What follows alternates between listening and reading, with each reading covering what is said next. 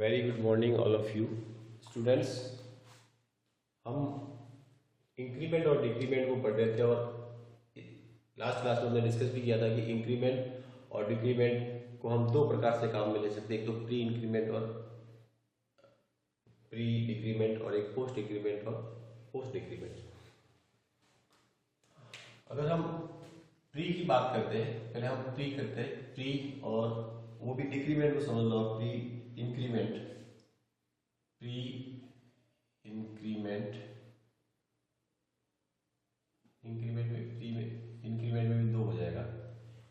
इस तरीके से हम कर सकते हैं, एक तो प्री और एक पोस्ट, ताकि अपने को कंपैरिजन समझ में आ जाए। प्री और पोस्ट, तो प्री और पोस्ट का अर्थ यह है कि हमें सिंबल का प्रयोग, अगर प्री इंक्रीमेंट है तो हमें ऑपरेंड से पहले यानी इस तरीके से लिखना पड़ेगा प्लस प्लस ए, और पोस्ट इंक्रीमेंट है तो हम लिखेंगे ए प्लस प्लस। अब प्लस प्लस ए और ए प्लस प्लस के कारण फर्क क्या पड़ेगा, ये अब प्री इंक्रीमेंट कहलाता है और ये पोस्ट इंक्रीमेंट कहलाता है। तो अंतर क्या होगा वो अपन एक एग्जाम्पल से समझ से देखिए। यहाँ पे a इज इक्वल टू 2 और हम यहाँ पे एक स्टेटमेंट लिखते हैं y is equal two plus plus a। यहाँ पे हमने a का मान दिया 2 और हमने एक्सप्रेशन लिखा y is equal two plus plus a।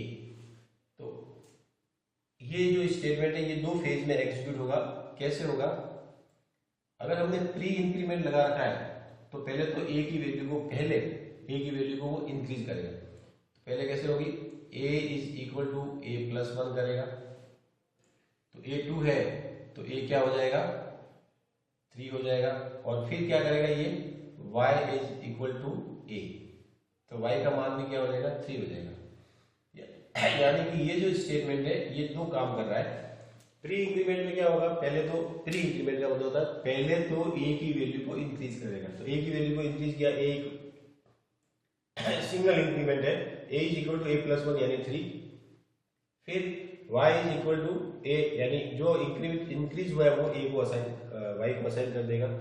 Finally आपके y की वैल्यू क्या होगी 3 और a की वैल्यू क्या होगी, y की वैल्यू जो है वो ये एक्सप्रेशन पूरा होने के बाद y की वैल्यू भी 3 और a की वैल्यू भी 3 हो जाएगी। क्लियर। अब अपन प्री पोस्ट इंक्रीमेंट में आते हैं। पोस्ट इंक्रीमेंट में यही एग्जांपल, जैसे a equal to 2, now we write y is equal to a plus plus. Post increment में क्या होता है, ये स्टेटमेंट उल्टा एग्जीक्यूट होता है। पहले तो a की वैल्यू y को देंगे, तो y is equal to a, यानी कि y को क्या दे दिया, अभी ये 2 है तो y के पास क्या आ जाएंगे 2। उसके बाद a को इंक्रीज किया जाएगा a प्लस 1, तो फाइनली y की वैल्यू रहेगी 2 और a की वैल्यू आ जाएगी 3। तो प्री इंक्रीमेंट और पोस्ट इंक्रीमेंट में जो ऑपरेंड है जिसकी वैल्यू अपन इंक्रीज कर रहे हैं, प्री इंक्रीज कर रहे हैं और पोस्ट इंक्रीज कर रहे हैं, तो ऑपरेंड की वैल्यू तो दोनों ही केस में a3 और a3 ही रहेगी। लेकिन जो अपन असाइन कर रहे हैं उसकी वैल्यू दिखा होगी, यहाँ पे y की वैल्यू 3 और यहाँ पे y की वैल्यू 2। इसका कारण ये है कि प्री इंक्रीमेंट के अंदर पहले वैल्यू इंक्रीज होती है फिर असाइन होता है, पहले तो वो इंक्रीज करेगा फिर असाइन करेगा। पोस्ट इंक्रीमेंट के अंदर पहले वो असाइन करेगा और फिर इंक्रीज करेगा। ये दोनों के अंदर बेसिकली अंतर है, और सेम थिंग्स ये हमने इंक्रीमेंट के लिए किया है। प्री डिक्रीमेंट भी होता है और पोस्ट डिक्रीमेंट भी होता है। वही अपन प्री डिक्रीमेंट के अंदर माइनस माइनस ए लिखेंगे और पोस्ट के अंदर ए माइनस माइनस लिखेंगे, और प्रोसेस यही होगा।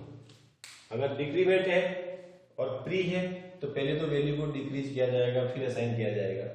अगर पोस्ट डिक्रीमेंट है तो पहले असाइन किया जाएगा फिर वैल्यू को डिक्रीज किया जाएगा।